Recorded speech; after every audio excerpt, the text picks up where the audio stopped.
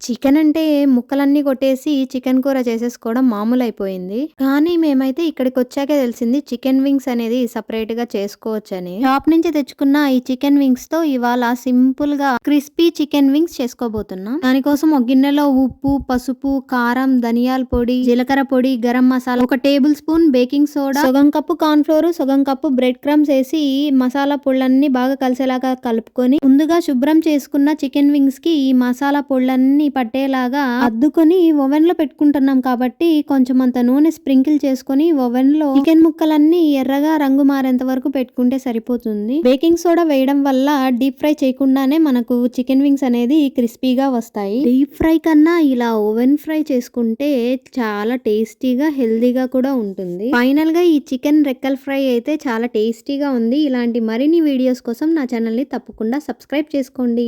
Bye.